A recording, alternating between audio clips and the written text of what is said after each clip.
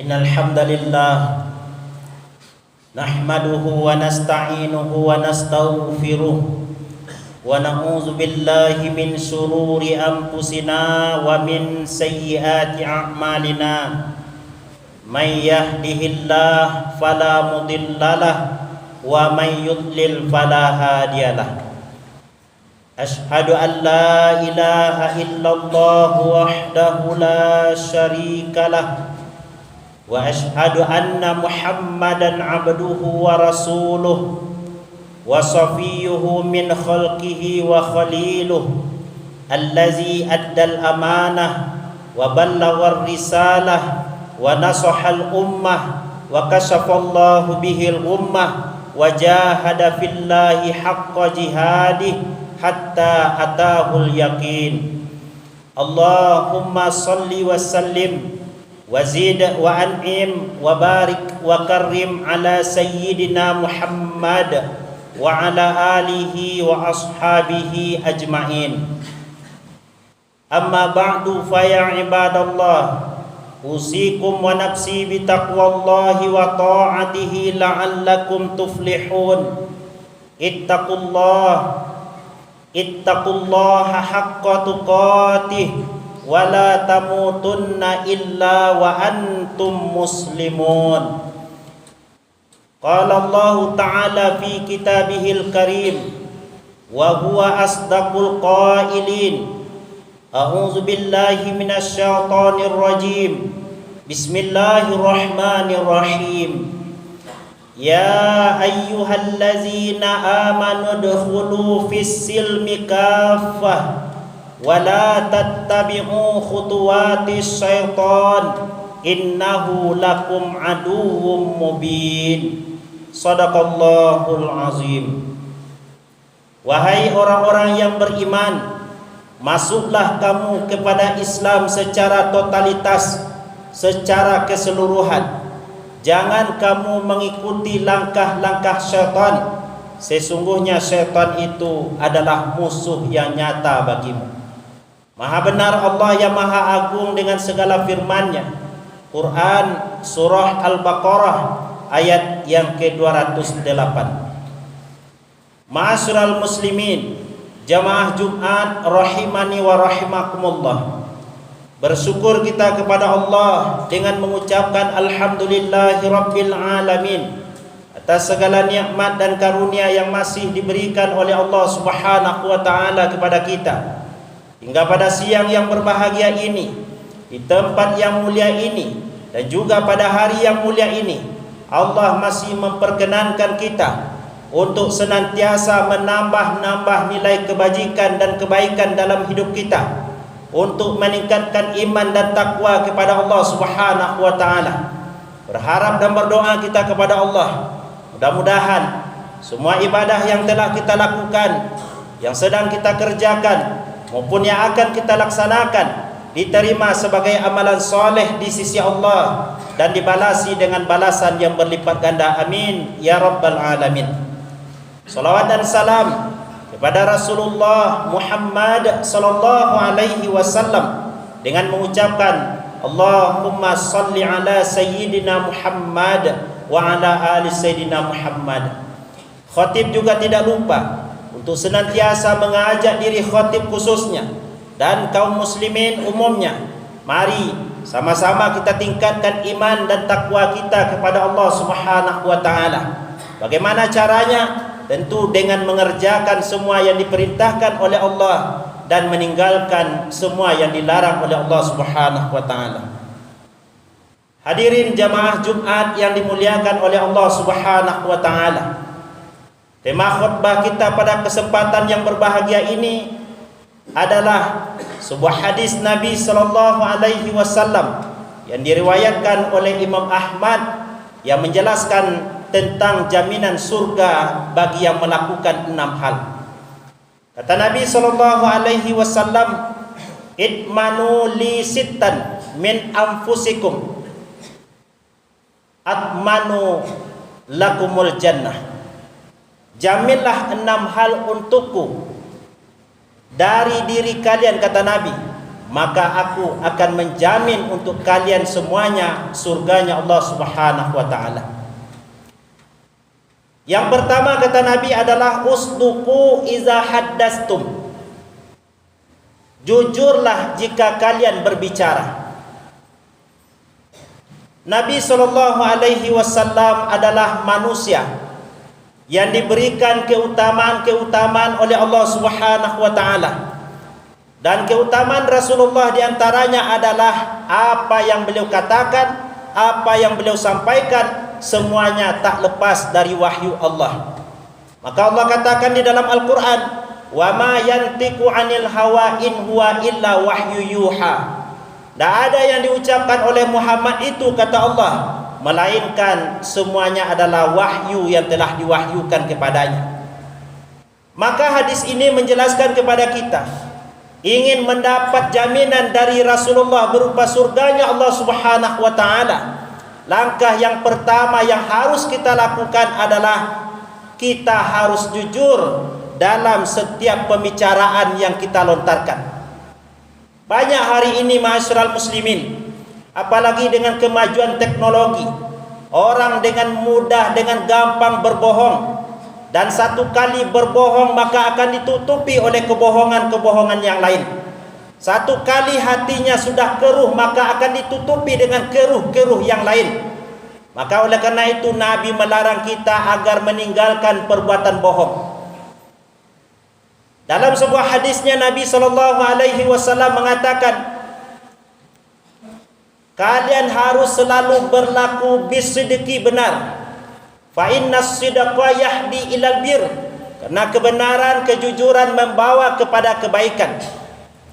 Dan wa innal birra, dan sesungguhnya kebaikan, kata Nabi SAW, yahdi ilal jannah. Kebaikan membawa kepada surga. Benar dalam melakukan perbuatan, benar dalam berbicara, inilah yang diinginkan oleh Rasulullah SAW.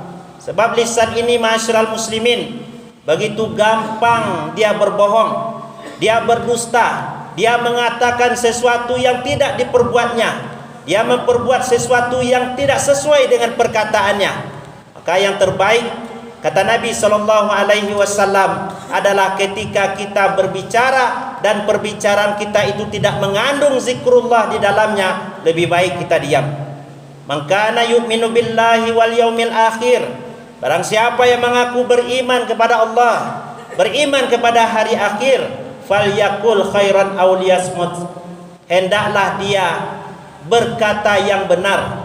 Kalau tidak mampu berkata yang baik, mengeluarkan kata-kata kebaikan, maka lebih baik, kata Nabi, dia diam. Orang yang bisa menjaga lisannya dalam kehidupan ini, tentu itu disebut dengan orang yang beriman kepada Allah. Di samping itu dia juga muslim yang sejati di hadapan Allah. Karena Nabi yang mengatakan, ketika ada orang bertanya kepada Rasulullah, ya Rasulullah, ayyul mu'minin ayyul muslimina afdal, orang muslim mana yang paling utama wahai Rasulullah? Lalu Nabi mengatakan, al muslimu man salimal muslimuna min lisanih wa yadih. Orang muslim yang paling utama itu, kata Nabi, adalah orang yang selamat orang lain dari perkara lisannya dan dari perkara tangannya. Maka oleh karena itu ma'asyiral muslimin, sifat jujur adalah salah satu sifat dari Rasulullah SAW. Dan sebagai umat Rasulullah, kita mesti mencontoh, meniru, meneladani apa yang telah disampaikan oleh Rasulullah, apa yang telah diperbuat oleh Rasulullah dalam kehidupan agar kita selamat. Hari ini kita lihat ma'asyiral muslimin, di Indonesia ini kita tidak kekurangan orang pintar, tapi yang kurang bagi kita adalah orang yang jujur. Diangkat dengan sumpah, disumpah atas nama Allah, tapi justru di tengah jabatannya dia melakukan pelanggaran terhadap sumpah yang telah diucapkannya tersebut. Maka lihatlah bagaimana akibat daripada orang-orang yang senantiasa dia tidak benar dalam tindakan dan perbuatannya serta ucapannya, yang dengan mudah mengatakan orang lain kerdil, kecil, tidak ada guna. Bahkan dibalik daripada itu, Allah tampakkan daripada apa yang disombongkannya dalam kehidupan ini.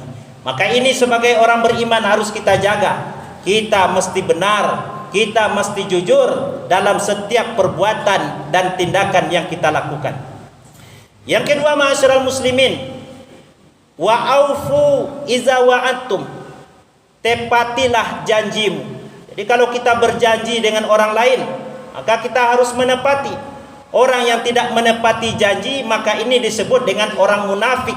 Sementara orang munafik nanti, kata Allah, fit darkil asfal minan nar, tempatnya adalah di neraka yang paling bawah. Wal iyazubillah, berlindung kita kepada Allah dari hati-hati yang tercermin, ternilai di dalamnya sifat-sifat munafik.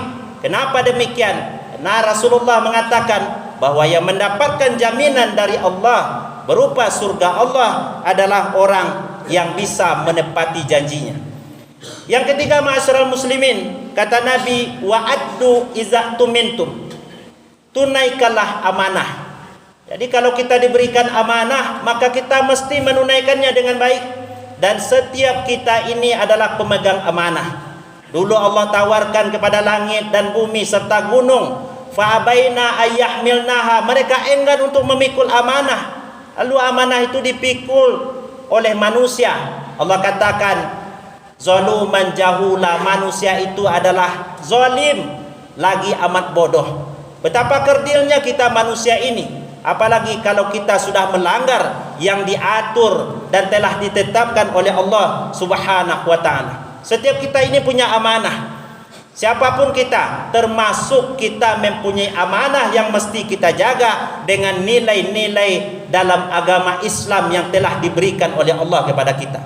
Ya ayyuhallazina amanu dukhulu fis-silmi kaffah wa la tattabi'u khutuwati syaitan. Maka Allah mengajak kepada kita, wahai orang-orang yang beriman, masuklah ke dalam Islam secara totalitas. Jangan ikuti syaitan, karena syaitan adalah musuh yang nyata. Sehebat apapun iman manusia kepada Allah, sekuat apapun ketaatan dan ibadah yang dilakukannya, setan akan mencoba untuk memalingkan manusia dari amanah-amanah yang telah diberikan oleh Allah Subhanahu wa ta'ala. Dan setiap kita ini akan dimintai pertanggungjawaban dari amanah yang telah diberikan tersebut kepada diri sendiri. Bagaimana amanah kita dengan Allah Subhanahu wa ta'ala tentang agama Islam, tentang ketakwaan kepada Allah. Dalam keluarga, ayah bunda adalah diberikan amanah oleh Allah berupa anak. Sudahkah diarahkan anaknya kepada pendidikan Islam? Sudahkah diarahkan anaknya sesuai dengan nilai dan norma yang berlaku di dalam Islam? Kalau belum, maka berat pertanggungjawabannya nanti di hadapan Allah. Dari sisi harta, kita diberikan nikmat oleh Allah. Jangankan harta berupa materi yang kita miliki saja, ma'asyiral muslimin, semuanya akan dimintai pertanggungjawabannya di hadapan Allah. Inna sam'a wal basara wal fuada kullu ulaika kana anhu mas'ula. Pendengaran, penglihatan, hati, semuanya akan ditanyai di hadapan Allah Subhanahu wa ta'ala nanti di akhirat. Maka semua amanah yang telah diberikan oleh Allah mesti bisa, mesti pandai kita menjaga. Dan sebalik daripada itu, orang yang menyalahi amanah maka dikatakan sebagai orang yang khianat. Orang yang khianat adalah sangat berlawanan dengan orang yang mempunyai sifat amanah, dan tempatnya adalah di neraka Allah Subhanahu wa ta'ala. Maka orang yang diberikan amanah harus menyadari bahwa amanah itu titipan Allah. Kewajiban yang mesti disandangnya, kalau dia karena Allah maka dia mendapatkan pahala. Tapi kalau hanya karena dunia, nafsu, tidak sedikit kita lihat orang-orang yang mengemban amanah demi nafsu, demi dunia, yang akhir kehidupannya tidak baik. Lihatlah contohnya seperti Fir'aun, seperti Qarun, seperti Abu Lahab. Akhir kehidupannya tidak baik, dan bahkan tempatnya nanti adalah di neraka Allah Subhanahu wa ta'ala. Ma'asyiral muslimin, jamaah Jumat yang dimuliakan oleh Allah. Yang keempat, kata Nabi SAW, wahfazu furujakum, agar jaminan surga diberikan oleh Allah melalui lisan Rasulullah kepada kita, maka hendaklah jaga kemaluan. Manusia diberikan oleh Allah terdiri dari dua jenis, laki-laki dan perempuan. Dan tentu manusia berbeda dengan makhluk yang lain. Kalau malaikat dia tidak ada syahwat. Binatang sebaliknya, syahwat yang ada, akal tidak ada. Kalau manusia seperti binatang, maka apa yang terjadi? Perzinahan, perselingkuhan, mengikuti hawa nafsu tanpa mengindahkan aturan agama. Maka Islam tidak melarang kita berbaur dengan perempuan, tapi ada aturannya. Aturannya diikat dengan pernikahan. Dan salah satu dari 3 janji Allah di dalam Al-Quran, mitsaqan ghaliza, adalah tentang pernikahan. Pernikahan adalah ibadah yang terlama yang dimiliki oleh seorang hamba kepada Allah Subhanahu wa ta'ala. Maka ketika itu dia menjadi hamba yang benar-benar beriman kepada Allah, maka hendaklah menjaga kemaluannya. Banyak hari ini kita lihat terjadi perselingkuhan, dan setiap keburukan yang dilakukan oleh hamba, maka dampaknya juga buruk. Setiap kebaikan yang disuruh oleh Allah kepada hamba, dampaknya adalah kebaikan, termasuk pernikahan. Dan setan akan merasa bangga ketika dia bisa menceraikan suami istri dalam rumah tangga. Ada setan berdiskusi yang dia bisa membawa orang kepada kemaksiatan berupa mabuk-mabukan biasa saja. Tapi ketika dia bisa menceraikan orang lain, suami istri dalam sebuah keluarga, maka dia pun akan menaik pangkat di sisi setan-setan yang lain. Maka oleh karena itu, jaga kemaluan agar dia benar-benar menjadi nilai ibadah di sisi Allah Subhanahu wa ta'ala. Yang kelima, masyiral muslimin, wa ghuddu absarakum, tundukkan pandangan. Masyiral muslimin, menundukkan pandangan tentu adalah mempergunakan pandangan untuk yang diredai oleh Allah. Untuk apa kita lihat pandangan ini? Melihat dari kacamata dunia, maka lihatlah kepada yang di bawah daripada kita, maka akan lahir rasa syukur dalam diri kita. Melihat urusan akhirat, lihat yang lebih tinggi daripada kita. Umur kita sudah 50 tahun, sedangkan ada anak muda umurnya 20 tahun, rajin beribadah. Tentu lahir sifat introspeksi diri, lahir sifat muraqabah, lahir sifat muhasabah dalam diri seseorang. Tapi kalau melihat dunia kepada yang di atas, tetangga sudah beli mobil baru, kita ingin punya mobil baru, yang ada adalah mau mengambil hak orang lain, merampas, merampok, maling dan lain sebagainya. Kenapa? Karena menginginkan kehidupan dunia. Maka oleh karena itu, menundukkan pandangan tentu adalah sesuai dengan yang diinginkan oleh Allah. Yang terakhir, ma'asyiral muslimin, adalah waqufu aidiyakum, tahanlah tangan-tanganmu.